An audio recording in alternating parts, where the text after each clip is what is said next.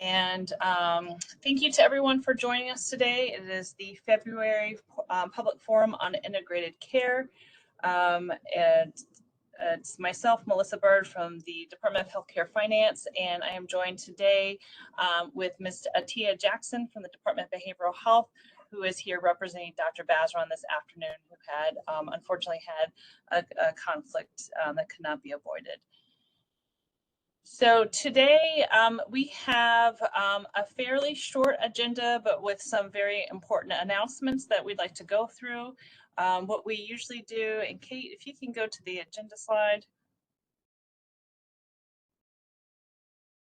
There we go, thanks. Where we are right now is quick and brief welcome and opening remarks. I'll provide an overall behavioral health transformation update. We'll open up to any public comments beyond just general public comments, and then we'll adjourn for the afternoon. I don't know that we'll take the full hour today, but wanted to make sure that we did have ample time for discussion before closing out today. So with that, for folks who are just joining us, please, if you have a moment, put your name and organization in the chat. And Kate, you can move on to the next slide, please.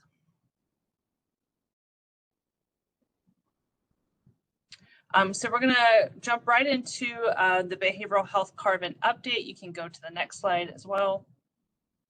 So the big news, or the most important news at this moment, is to make sure that everyone is aware that last week, I think it was the 21st, we gave notice to behavioral health providers that the carve-in of behavioral health care services into our managed care programs is paused for right now.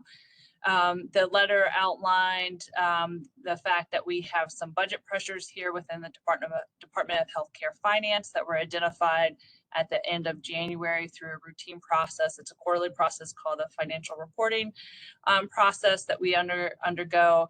And with these current budget pressures, we are pausing the carve-in until we can resolve those.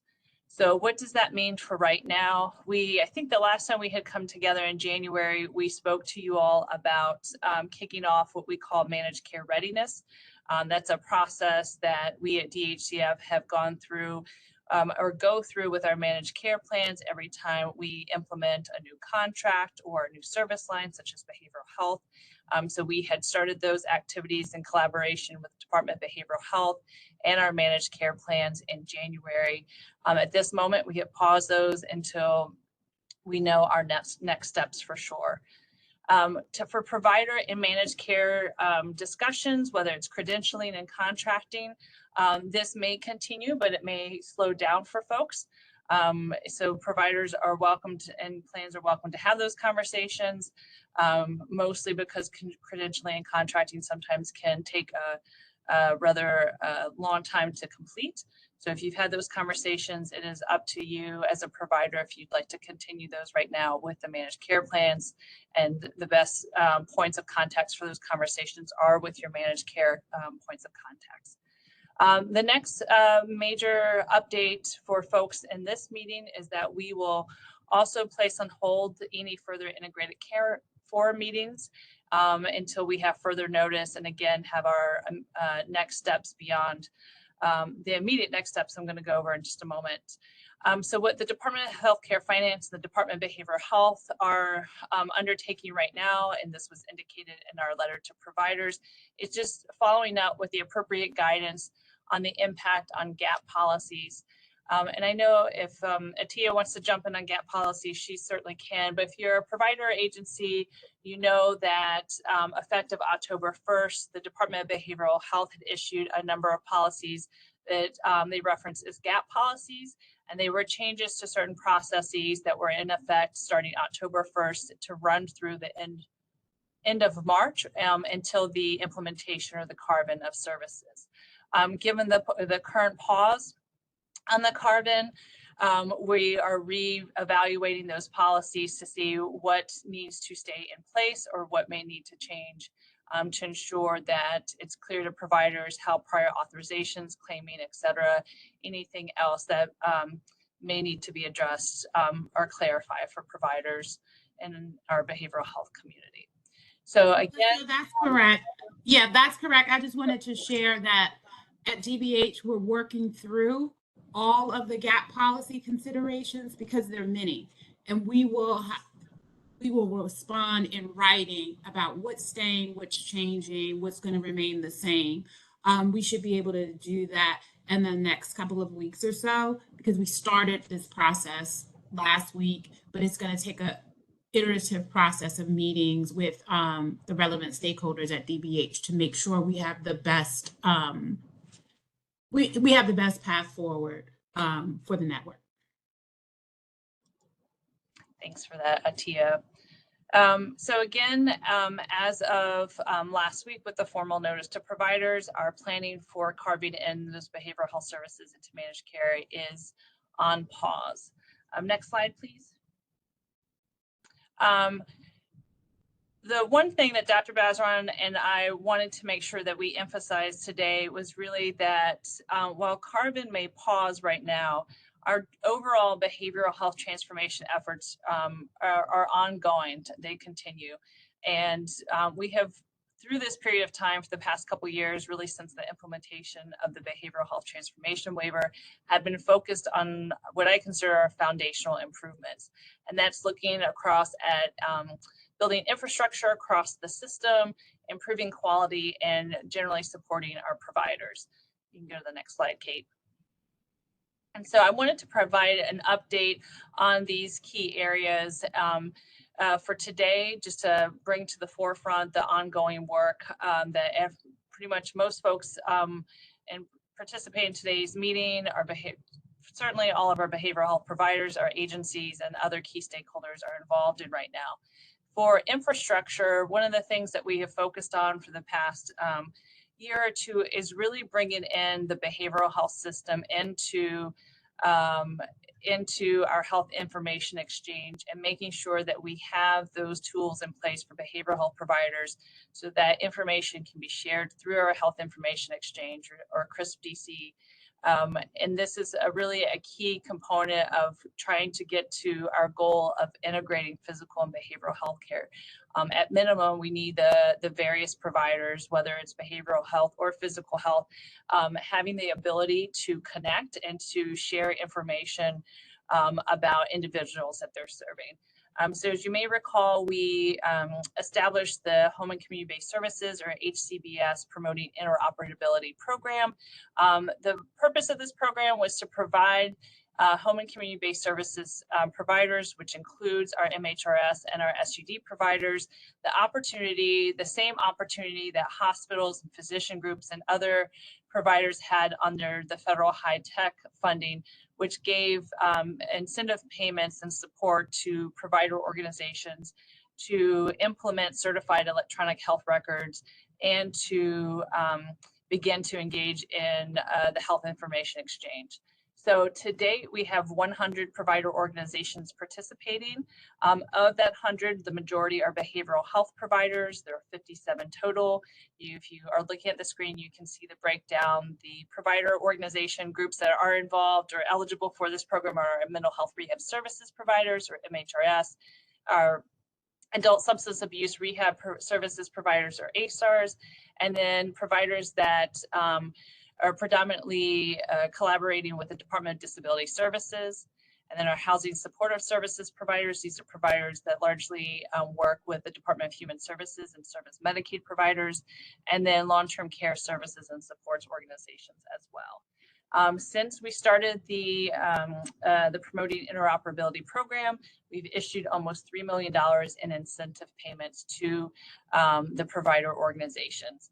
If you're participating in the program, there are 3 different tracks that providers may be on. One is implementing a new electronic health record, or EHR.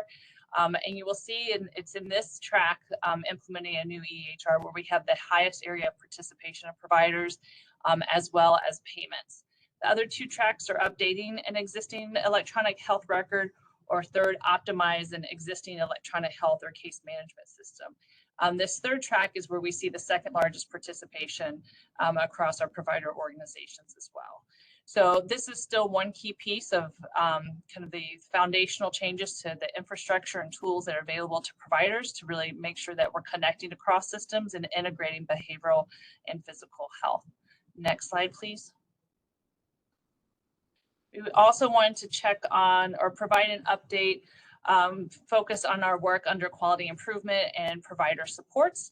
And one way of one significant project or effort underway for the past couple of years is the rate study. As you all know, we've had rolling dates of new services or new rates coming on board since I think July of 2023. The most recent services that came into effective dates February 1st are listed below.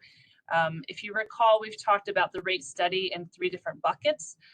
We've looked at a total of 53 services falling in either a new service, a rate change to existing services, or a rate methodology change that results in a rate change as well. So effective February 1st, so just at the beginning of this month, we now have available attachment and biobehavioral catch-up, also known as ABC. We made rate changes to 3 existing services: community-based intervention levels 2 and 3, and multisystemic therapy. And then we had rate methodology changes for Clubhouse, Rehab Day, and for methadone. And again, those services are effective. Those changes are effective February 1st, and we have the corresponding DHCF provider transmittals available on the DHCF website. Next slide, please. I also want to provide, when we talk about quality improvement and provider support, is the implementation of assertive community treatment. ACT, as it's commonly known, is a service that has been part of the Medicaid service array and the Department of Behavioral Health service array for years now. And we underwent some significant changes to the model through the rate study process. Implementation of the changes happened in the fall of 2023. And what we ended up doing is establishing a transition period for providers that goes through February 29th or so through the end of tomorrow or the end of this month. And we set milestones building up to the full fidelity set or full expectations set forward by DBH and DHCF. We've had some really great ongoing collaboration between us, DHCF, the Department of Behavioral Health, and the ACT providers to really understand what is and what is not working. And our initial data collected through the Behavioral Health Association working with the ACT providers has really shown, one, it's just been great to see the work that's ongoing, but the initial data is showing some progress, but also showing that more time is needed to meet fidelity and expectations.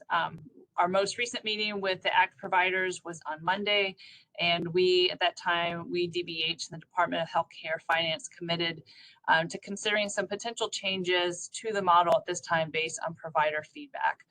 So we will be reaching back out to those ACT providers in the next day to let them know how we'll be proceeding over the next several months.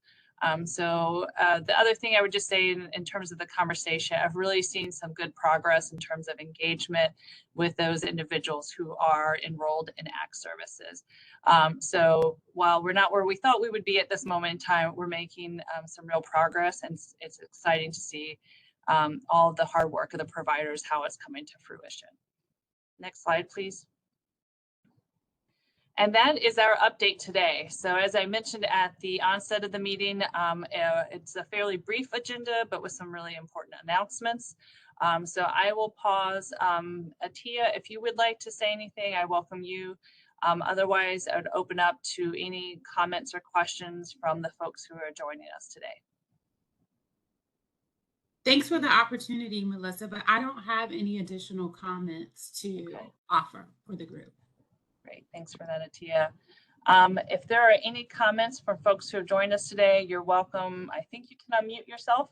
If you can't, please put your question or comment in the chat, or ask, or also put in the chat to ask to be on mute.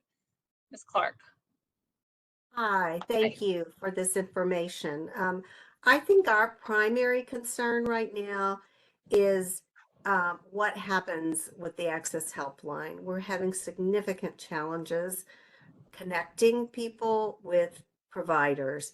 and we get mixed messages on what we're supposed to do from the Access Helpline versus our conversations with you all. So now that this is all put on hold, what is going to be the next, what is, and we are also updating a lot of our materials, and we're trying to put in there where do we send people in order to get connected to DBH? Great question. So I can respond to that. As we previously talked about, you can still direct residents to the Access Helpline for care. Some of the situations that your company has brought to light for DBH, I think we shared that those were outliers. That was not our expectation about how service should have been handled at the Access Helpline.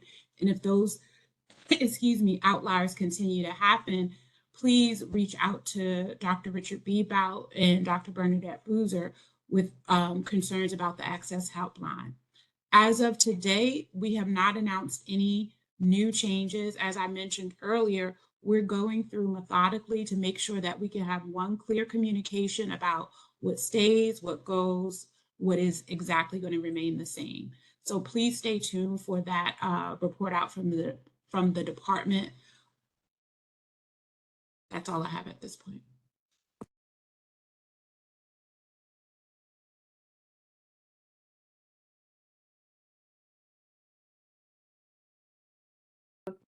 So we can still tell them if they're trying to get connected, that the appropriate call is to the Access Helpline. Yes, the Access Helpline 1887 We Help is still the appropriate pathway to connect to behavioral health services in the district. Thank you.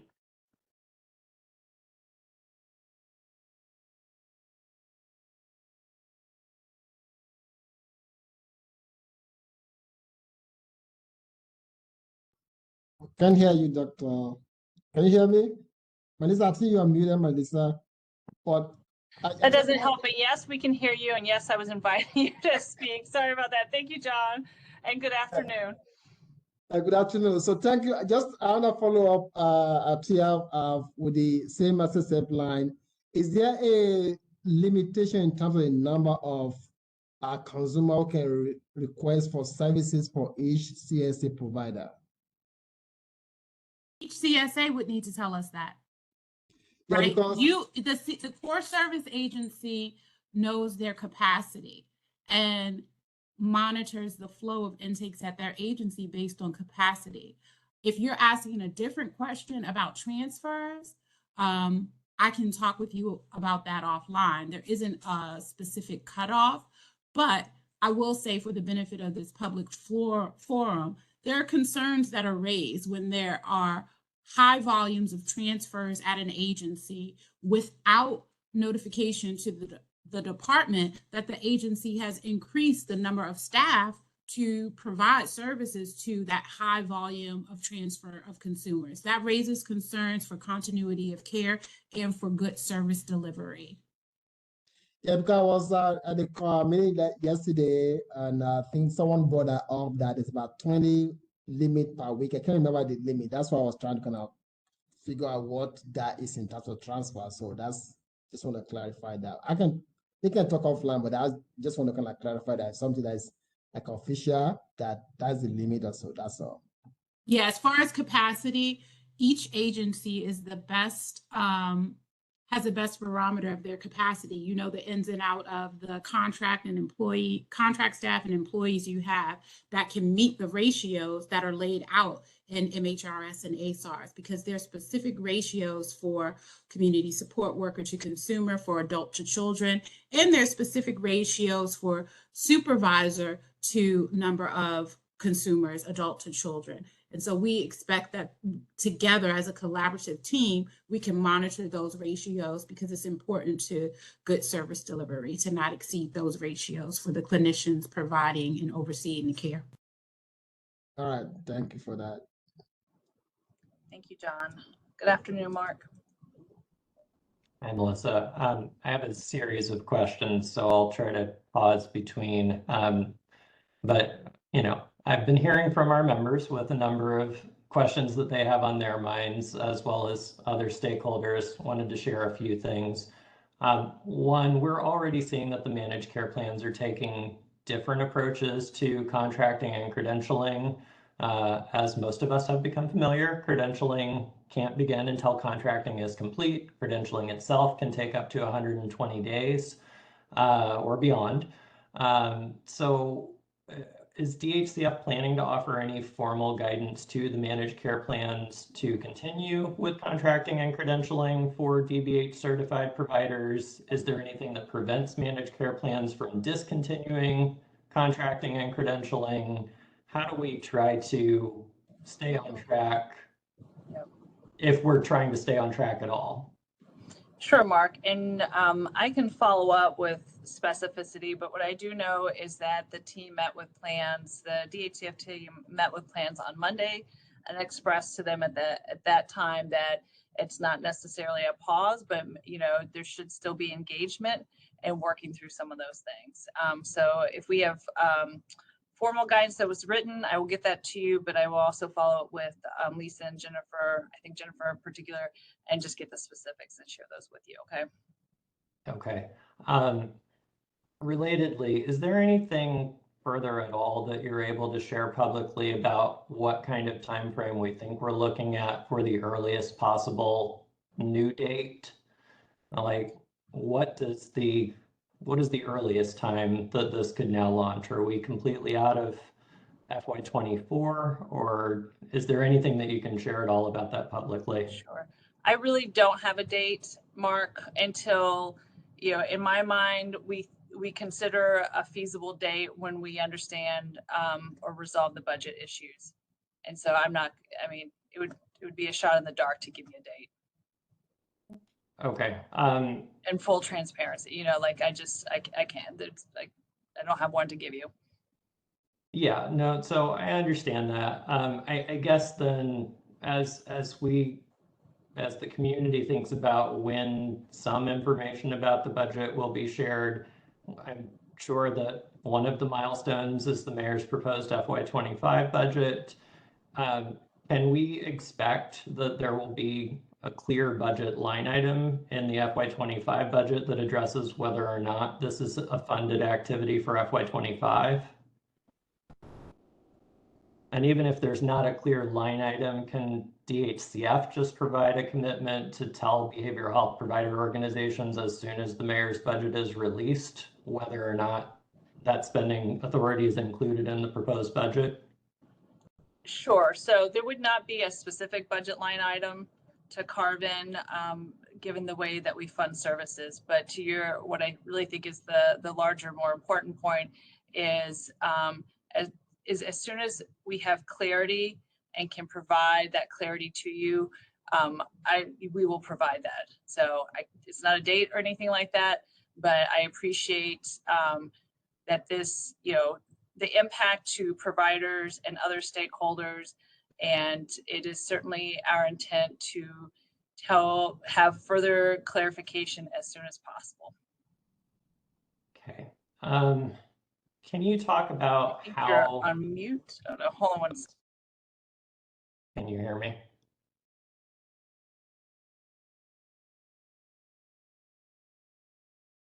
Yes, we can hear you, Mark. We can hear you.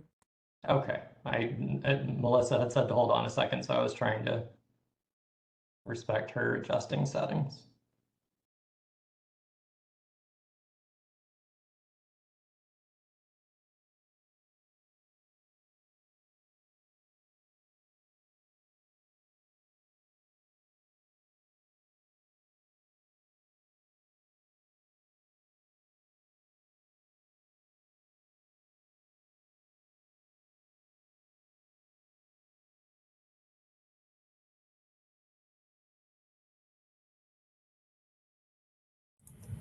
Mark, can you hear me? I can hear you. Okay. Can you hear me now? I could not, sorry.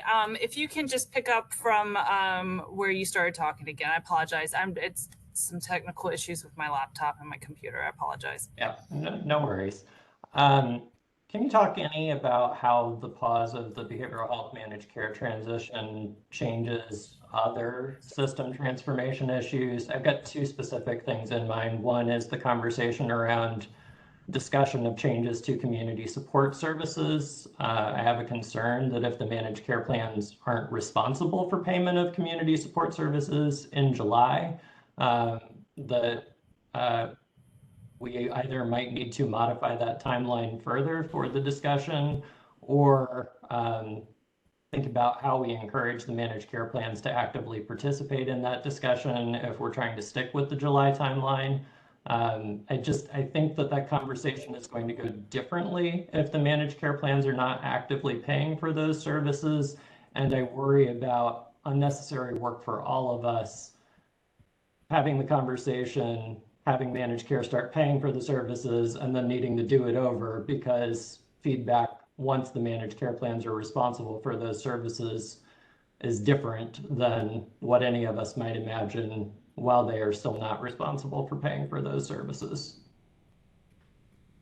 I think I'm hearing is it is preferred that when we begin planning for changes to community support services, that it is an inclusive collaborative process with the managed care entities, managed care plans. Am I hearing that? Is that the request? Well, I think that it's twofold. I think one, yes, we need the managed care plans to be at the table. I think also we just need to anticipate that how the managed care plans understand those services is not going to be the same once they start paying for those services. And so, there's part of me that's worried. We've been told we can't have payment rates adjusted for community support services that are now like 20% below what the Medicare Economics Index says inflation has been since they were last adjusted. And there's another part of me that says, I really don't want us to have this conversation about community support services twice, once before the managed care plans are paying for these services, and then again as soon as they start paying for those services, because I expect that their understanding will change once they're responsible for payment for those services. Can you give an example of where you think their understanding of the service will change if they're paying, when they pay for it, or if they're paying for it? I'm not wholly tracking that. I think even though they have historic claims data, I don't know that the managed care plans, once they start doing utilization management and utilization review, are going to evaluate those services in the same way. And so I want to be thoughtful about how we make sure that we don't just have an inclusive conversation. Yes, we need that. And I want the managed care plans to feel like they have an incentive to be at the table, even if they're not paying for those services yet. But also I don't want us to feel like we have to go through the full exercise twice, once before and once after. Understood. And I agree with that. It sounds, I appreciate the clarity, kind of thinking about the UM or the PA component. So understood. And again, yes, it would be inclusive, but collaborative as well. So not just, it would be hopefully engagement across the board. So the other item then that I wanted to flag as a specific system change issue is whether or not this affects the changes the timeline for behavioral health moving into managed care for the Medicare, Medicaid duals, because we've also talked about that. And if the order of operations changes, even just the lack of time for providers to get used to billing within core managed care could make that transition more rocky than I already anticipate it might be for the dual program specifically. Yeah, and so I appreciate you bringing that up, Mark. I don't have an answer for you today. What we are doing internally is, there are certain federal requirements to Medicare Advantage plans and the special needs plans in behavioral health. We are reviewing those to make sure we're really clear on what is and is not required, and that's what will inform kind of our next steps on that. So that's underway right now. And just as Atia spoke to the timing of the guidance coming up related to the gap policies, we're doing similar work on things where there may be impact here. And so that is definitely one of those buckets. Okay. I hope that providers can have plenty of notice about how that unfolds, and I know that that's your intent. It just really, that's an issue that gives me extra heartburn, even though it's a much smaller number of enrolled beneficiaries. Managing their care is particularly challenging. I shouldn't say manage care in this context. Providing their care is particularly challenging. And making sure that they're connected to the right services is particularly challenging already. And I don't expect it to get easier, at least not before it gets harder. Appreciate that. Anything else? So the last thing that I had is just kind of, you said that you're suspending these public integrated care forum meetings. Given everything that we do still need to be working on for overall transformation efforts, I just ask you to reconsider whether or not that actually makes sense, because I think there are a lot of conversations that need to be ongoing, and this meeting distinctly brings together the right stakeholders to be part of those conversations. I will certainly have that conversation with Dr. Basron, and we will seriously consider it. Thanks. I know that was a lot. Thank you, Mark. Good afternoon, Dr. Black. Good afternoon. I just wanted to reiterate what Mark just said. I think that we can postpone the frequency, but I think even if it is to share on a bi-monthly basis or quarterly basis, depending on how long it will take for this to happen, some updates would be really helpful, because sometimes when we don't hear from you guys, people make it up. I appreciate the feedback from both you and from Mark. And again, I commit that I will certainly take this to Dr. Basron, and it will be put under serious consideration. We appreciate it. Really is helpful to know that that you find it helpful as well. So understood. Thank you. Are there any other questions or comments? And if I don't see a hand raised and it's raised, please feel free just to take yourself off mute. I'm trying to scroll through hands. Dr. Morgami here from AmeriHealth. Just wanted to ask about if you could speak to the Alliance Behavioral Health benefit and how that's going to be impacted with the changes around that, whether the carve-in impacts Alliance or not. The carve-in does impact Alliance because part of the carve-in was moving those behavioral health services into the managed care program. So at this time, that is also on pause. Great question. Thank you, Dr. Mogimi. Thank you.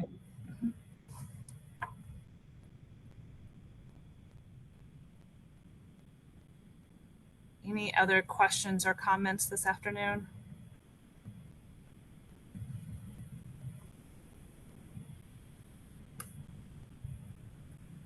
Oh, and thank you to Serafina. There's a comment about more collaboration between DBH, MCOs, and vendor conversations, at least with technology integration. Thanks for that comment, Serafina.